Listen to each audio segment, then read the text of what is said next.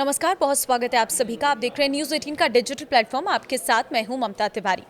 अगर आपको बुखार 2 दिन से ज़्यादा है, गले में खराश है, सिर दर्द बना हुआ है, बदन दर्द, कमजोरी जैसी परेशानियां बार बार हो रही हैं और ये एक बार खत्म होने के बाद फिर एक बार स्थितियां वही होने लग जा रही हैं, तो इसे आपको हल्के में नहीं लेना है, क्योंकि लंबे मानसून के कारण वायरल इन्फेक्शन आसानी से एक दूसरे में फैल रहा है।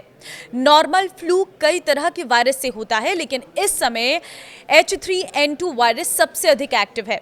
दिल्ली के अस्पतालों में हर दिन फ्लू जैसे लक्षण वाले मरीजों की संख्या तेजी से बढ़ रही है, लेकिन ये आम सर्दी जुकाम या फ्लू नहीं है, बल्कि H3N2 इन्फ्लुएंजा वायरस है।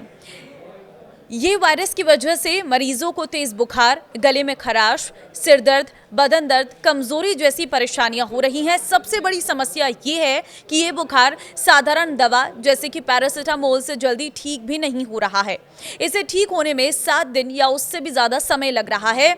कई मामलों में मरीजों को अस्पताल में भर्ती कराना पड़ रहा है। H3N2 वायरस क्या है, सबसे पहले वो समझिए। H3N2 इन्फ्लुएंजा वायरस फ्लू पैदा करने वाला इन्फ्लुएंजा ए वायरस का ही प्रकार है। ये वायरस इंसानों और जानवर दोनों को प्रभावित कर सकता है। इसकी खासियत ये है कि ये सामान्य फ्लू की तुलना में तेजी से फैलता है और इसके लक्षण भी गंभीर होते हैं। आंकड़े बताते हैं कि लगभग हर घर में कोई ना कोई बुखार, खांसी या बदन दर्द से परेशान दिख रहा है।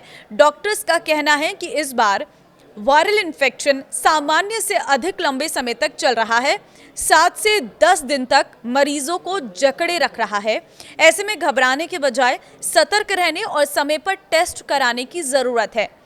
अब इस वायरस के लक्षण क्या है और कैसे आपको बचाव करनी है, वो भी आप डॉक्टर से समझिए। डॉक्टर्स के मुताबिक इसके लक्षण सामान्य फ्लू जैसे ही है, जैसे कि बुखार आना, गले में खराश होना, खांसी और सर्दी। लेकिन H3N2 में बुखार लंबे समय तक रहता है, खांसी लगातार बनी रहती है और कई बार फेफड़ों में इन्फेक्शन या निमोनिया तक हो सकता है। ऐसे में अगर बुखार 2 दिन से ज़्यादा रहे, सांस लेने में दिक्कत हो रही है, सीने में दर्द महसूस हो रहा है, तो तुरंत जाकर अपने डॉक्टर को दिखाएं। फिलहाल डॉक्टर मरीजों को आराम करने, खूब पानी पीने और समय पर टेस्ट कराने की सलाह दे रहे हैं। इस वायरस से बचने का सबसे आसान तरीका है सावधानी बरतना। सही इलाज और हेल्दी आदतों को अपनाकर अपनी इसकी चपेट में आने से बच सकते हैं। अगर बुखार के साथ जोड़ों में तेज दर्द हो रहा है तो ये डेंगू भी हो सकता है।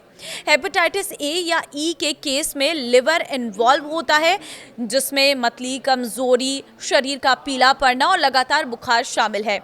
ऐसे केस में बिना डॉक्टरी सलाह के बुखार की अधिक दवाइयां लेने से नुकसान हो सकता है। विशेषज्ञों का कहना है कि इस बार वायरस 7 से 10 दिन तक मरीज को परेशान कर रहा है।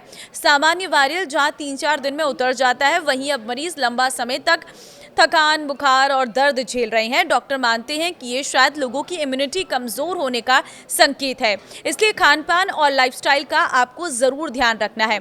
बचाव ही सबसे बड़ा इलाज, इसलिए साफ पानी पिए, बाहर का कच्चा या गंदा खाना ना खाएं, मच्छरों से बचाव करें।